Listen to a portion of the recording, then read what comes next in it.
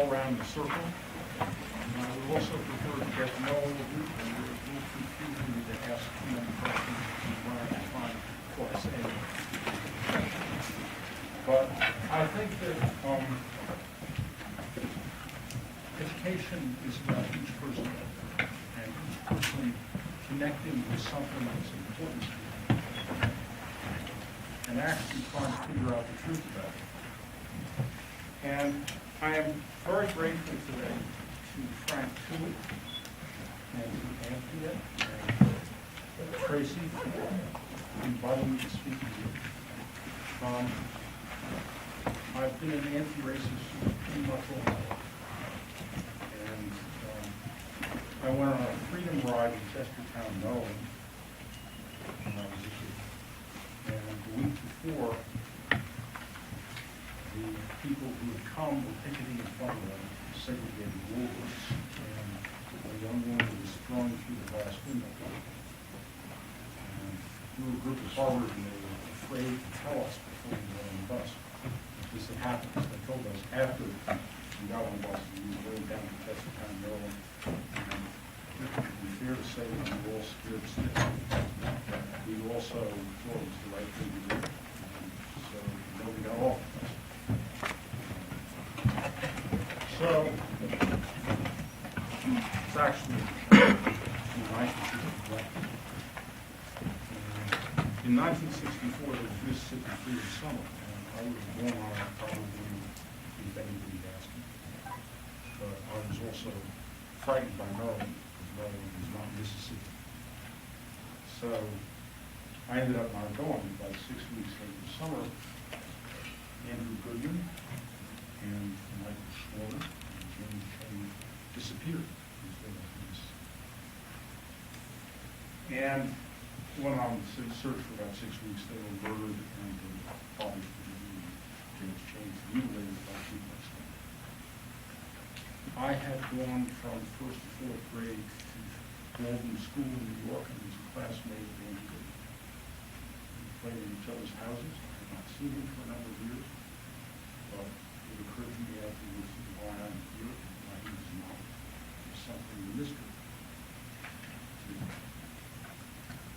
And I figured that it would be important for me to do something about this. So, although I am mainly an anti-war activist, I've also long been involved in these things. And I recently went on a civil rights delegation to Palestine, led by Vincent Harding. I don't know if you know this name, but Vincent Harding was a close friend of Dr. King's, and King was on the road 360 days a year, and they knew each other's thoughts, and they went down the road from each other. And so Vincent wrote the draft of King's speech breaking the silence on Vietnam. Still working with it to this moment, more alive today because we gave it April 4th, 1967, at the Riverside Church in Harlem. And 1 year to the day later in Memphis, Dr. King was murdered, supporting the sanitation legislation. And Vincent still feels, and I can't claim the same thing, that Lyndon Johnson had something to do with it, at least in the sense of withdrawing all protection. And Dorothy Cotton, it's the Dorothy Cotton Institute. Dorothy Cotton was the only woman in the leadership of the Southern Christian Leadership Conference. She was very powerful, and we spent a lot of time on the buses singing civil rights songs, going around to these non-violent movements in Palestine. And I'm Jewish, and there were several Jews in the group, and many black people, including Vincent, who grew up with Jews. And he talked about how, I'll just tell you the story, it's a powerful story. Robert Moses was one of the leaders of the day they disappeared, they knew that they were murdered. So he said, look, everybody take some time, call home, talk to people who you need to. We will not think less of you decide you can't go on. And they sang civil rights songs, which we did in Boston, like Kumbaya. And Vincent said, can never agree with this and make fun of Gilbert. And decided to stay and be student. So I consider the movement toward the integration and decency of American society to be the most important. And I regard having integrated classes, even an expensive and majority white school, to be crucial, not secondary. Now, one advantage of being black in society that is racist is that you may not know much more about how the society works in white folks. Just like in a more extreme way, I'm a John Evans professor for career distinction research. John Evans was the governor of Colorado and the founder of this university and Northwestern, which also has names for distinguished research professors in the same school. And John Evans presided over the genocidal wars, the ethnic cleansing of indigenous people, and led in a racist outburst on the city of Denver to fight against what his friend John Chivington called the Red Fleet. And the Sand Creek Massacre, which you may not know of, on November 29, 1964, was when a group of Native Americans who made peace with Evans and with the military and were told to camp at Sand Creek, and all the young men had gone out, were ambushed at dawn by 100-day volunteers from Denver. So all the elite of Denver, Rocky Mountain News, I went through and read all their editorials. They spoke of this as one of the great battles in Indian history, and they brutally beat what they get their hands on, including a lot of women and children. And they mutilated the women, and they killed children who were begging for mercy. And we know of this particularly because there's a noble guy who wrote with John Brown named Silas Soule. And Silas Soule, he was a regular Army officer, and he argued with Chivington against attacking them so they got a peace. They got, the white flag and the American flag don't attack. And instead, Chivington attacked them and threatened Soule. Soule commanded his men not to fire. Someone who was trading with the indigenous people dawn when they started. And he let them escape through his lines. So Chivington and the Rocky Mountain News were buyers. The Evans Farms House was the editor and publisher of Rocky Mountain News and a horrific racist. And so he bragged about this greatest battle in history. But Soule told the truth about it, and there were federal hearings and every federal investigation, even though there were doing horrible things to indigenous people all over this country. Every federal investigation found that this was a massacre. And so a week after he testified in Denver, he was a police officer in Denver. That very popular Silas Soule was murdered by one of the cavalry participants. And somehow the cavalryman was let out of jail.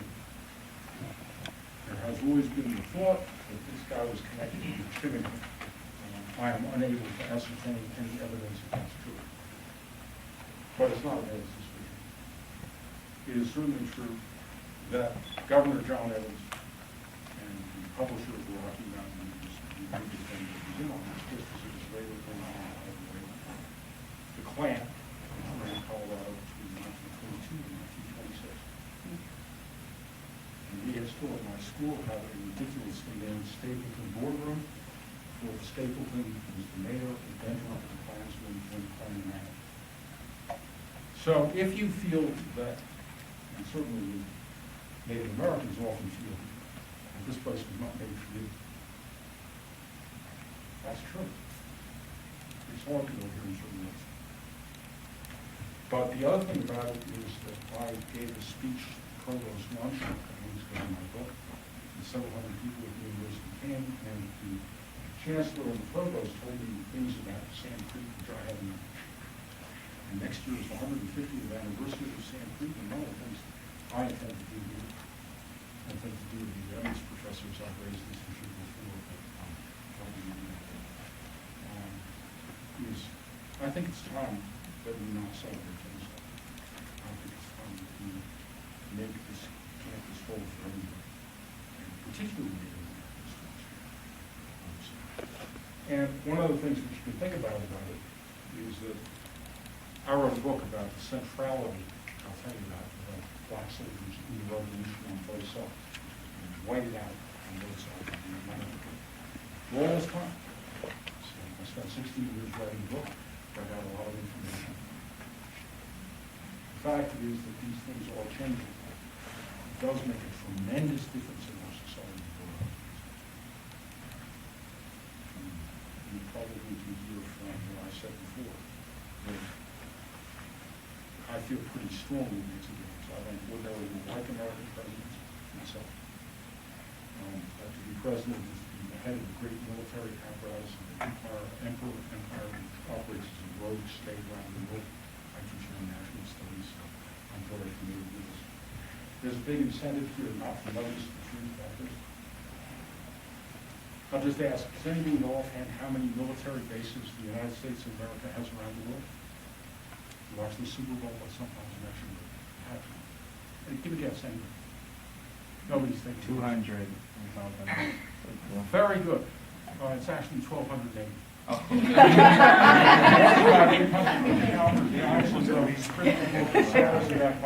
And you're ahead of me. How many military bases abroad does any other power have? 200. Not a chance. 32. Huh? 32. Good guess, but way high. Two. French have 5 in former French colonial Africa. Russia has 1 in the former Soviet territories right across in Kurdistan, right across from the American base that cycles people into Afghanistan. So, if you've ever considered the possibility of joining the army in Syria, you get to see Kurdistan. So, Russia does not have the same opportunities for mobility. A couple of years ago on the Super Bowl, some indiscreet sports announcer didn't know that he was violating a bipartisan code about American foreign policy, because this can't make it into the regular press. Said 4 streams of soldiers, far-flung places. There are American troops in 177 countries. And he went on. Nowadays, they just show some troops, they have a certain amount of military. So, I'm talking a little bit about the American Revolution. You may know, you may have heard, whatever you've learned about it, that when the British soldiers were quartered on the Americans, and they were competing with the Americans for jobs and taking everything in 1770 in Boston, people demonstrated against it, led by Crispus Attucks. Anybody know the name Crispus Attucks?